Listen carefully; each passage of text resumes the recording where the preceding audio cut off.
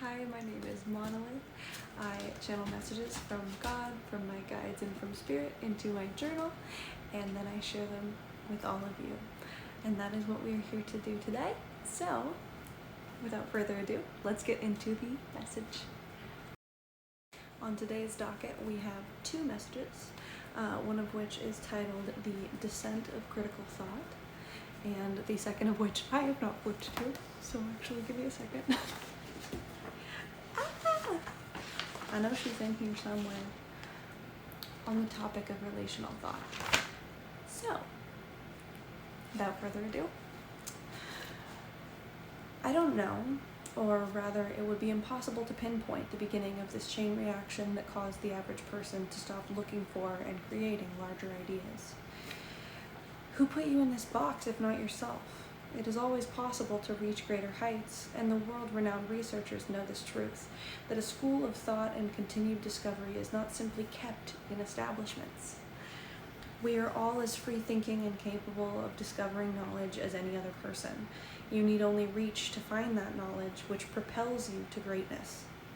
This is the truest act of sovereignty, autonomy. Forms of documentation only betray you when you consume them without grains of salt. As questions and curiosity crop up in your mind, let them guide you. As the world continues to grow and change, what I perceive most is a lack of discernment of the self, the internal dialogue. But it has not disappeared, it has merely been hidden by distraction. And this is self-inflicted. We live in a world where we have the means to become whatever we want, every person with varying desire, goals, and dreams. So why do you let yourself deflate with information to become who you've always wanted, readily at your fingertips? Is the fight left in you truly so stamped out that you would stop yourself from becoming because what? Tenacity lives within us all. Train your mind to self-actualize. No dream is too big, but you must ingrain in yourself that it has to be reached for, to be made tangible by yourself alone, to become a goal. The wisdom to become what you want lies dormant in your body when you approach it with inaction. Aren't you tired of yourself not becoming? Aren't you tired of failing because you never dared to try? And how dare you betray yourself that way? Your soul weeps for you to become more, and you choosably take a back seat to your own life, your livelihood, and what you are capable of becoming, if only you wouldn't dare just to dream, but to achieve. The epidemic of our society does not lay within the confines of the blame we place on others, it is inside ourselves. Distracted, deluded, forced into the depths of our minds by fear. Stop watering yourself down because you can't predict the future. You need only control one thing, and that is the action you choose to take toward yourself.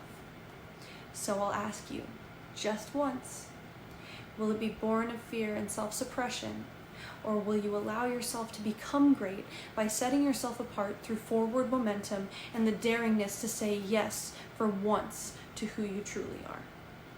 The only time you are truly abandoned is when you abandon yourself. What are you worth to you? Now, on the topic of relational thought, our self-expression, our authenticity is what drives us forward and guides like minds to us. We are never as lonely or alone as we believe. The truth is, we've been sedated by our surroundings to believe that our uniqueness somehow separates us. It doesn't. Our uniqueness transcends separation and allows us to communicate without words exactly who may wish to find us, and indeed those we wish to be found by. When you are seen, do you accept it? Do you open your arms in joy, ready to receive understanding, or do you close your heart, guarded and sure that this is just another trick, a trap built off the back of your own traumas? Do you know that you are allowed to be loved and seen? Even though it may have gifted you only consequence in the past, will you let that define your present now? Ever plagued by false pretenses, constructed only confirmed by moments you force yourself to relive in denial of the possibility for new experience. To be loved seen, accepted, and received well, you must first see yourself this way. We are in a trap of defining ourselves by the walls we keep in place to stop others from bringing us harm, but it harms us most of all. And I'm not suggesting we give leeway to what is so clearly pronounced as danger, but we must move ever forward and allow the possibility of experience to enrapture us. Where has our hope gone? In the face of adversity, one of the strongest things we can do together is harbor and create hope. If we are the architects of our reality, then breathe life into all that is good and share it openly. Joy, kindness, love, and community are the truest enrichment of this lived experience. We have traversed this lonely path of isolation long enough, and it is time now to walk back into the sunlight with renewed clarity. Our true strength lies within each other, not the bends nor the breaks where suffering might try to pull you back in. To stop believing this lie that our species is so separate, please. At the end of the day, as the sun falls, we are all the same, sleeping and waiting for it to rise again. So let us rise together like the sun. The only thing that separates us is thought, and if we can remember how to love each other through difference, we may stand a chance in fighting perpetuated indifference. Cultivate love through uniqueness, and let your unabashed joy flow through the cracks of brokenness. We were never meant to be fueled by separation, quite the opposite.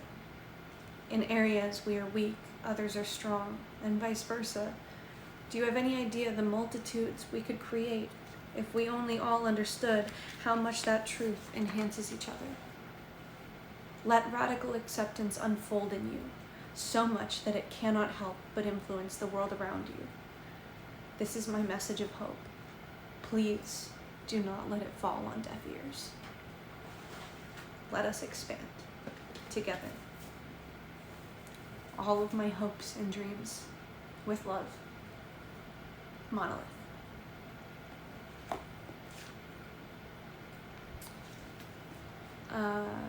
This is something I've been procrastinating on putting out because I feel like it is a lot. It was a lot for me to channel when it happened, and obviously, like, even at the end here, that made me incredibly emotional. But it's true, and it's something that I think we all really need to hear right now. We are not separate. And in our unity, we allow each other to become more strong through difference. So speak your truth and speak to each other and listen well. Because what defines us should be through love and love alone. I hope you see this, and I hope that it is received well, and I hope that you find a way today to love each other. All of my love.